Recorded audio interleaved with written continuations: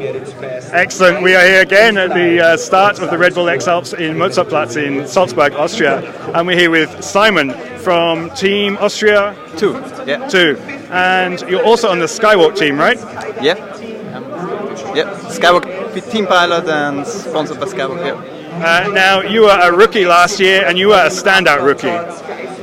Yeah, 2017 was maybe the best time I ever experienced. I got so much highs and lows too, and so it was really intense time. And I'm looking forward to have an intense time again. You finished, was it 4th, I think? 5th, yeah. It was a race between Ferdi and me in the last, but Ferdi made it to the 4th and I was 5th. So how have you been preparing in those 2 years since? Did you take the year off, or did you just think, okay, next time, Red Bull X-Alps, my eye is on it again? You know, X-Alps is a preparation you do kind of a little bit as a lifestyle, of course. So you go flying when the weather allows it, but not when it's the best. So that's a good X-Alps preparation. And I try to combine it with hike and fly all the time. So it's not always about like staying in the air as long as possible. So to get to a point where you want to get like this, and that's the best training, I guess, for X-Alps. And that's what I do when I fly, and I do a lot of endurance training. And yeah. And with Skywalk, are you involved in the development of the glider as well that you are flying? No, I'm just sponsored by them and for photo shootings and promotion things. Yeah. So tell us about the glider anyway. Tell us what is special about it. Is there a big change between the one you flew 2 years ago and this year? Oh, there's a major change. Yeah. We have now a complete new concept, and it works out really well. It's a freeliner, but it's very clean freeliner. You know, we have not like really less lines on the glider. The track is really good, and it's very stable in turbulent conditions. So you can kind of get the most out of it in a race like X-Alps.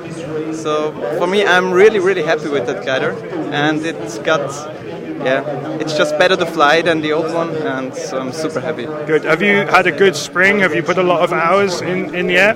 Yeah. I put about, I think on my training wing, more than 130 hours or something like that. So I'm pretty happy with that. Yeah. Awesome.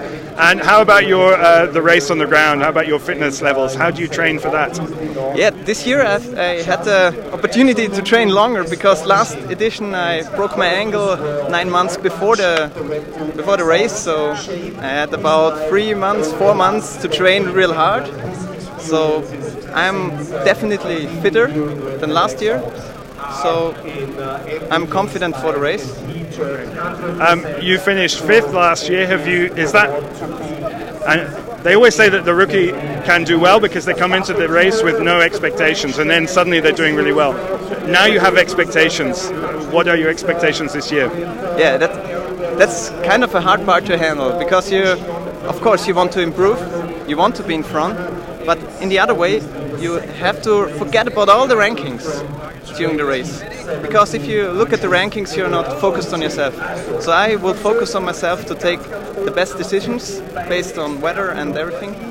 And therefore, I think then the best result will get out of it.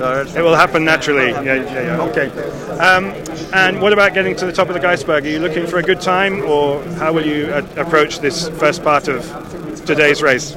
Yeah, it's a race, of course. Everybody is like super pushing up there, so we won't be slow.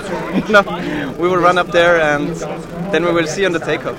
It's hard to say that. I think it's still covered in clouds, but base should rise a little bit, and then I think it's viable. And then the rest we will see. It's hard to plan this part. Good. All right. Well, thank you very much, and have a great race. Safe race. Take care. Thank you very much. Thank you very much. Cheers, man. Thank you. Excellent. Good one.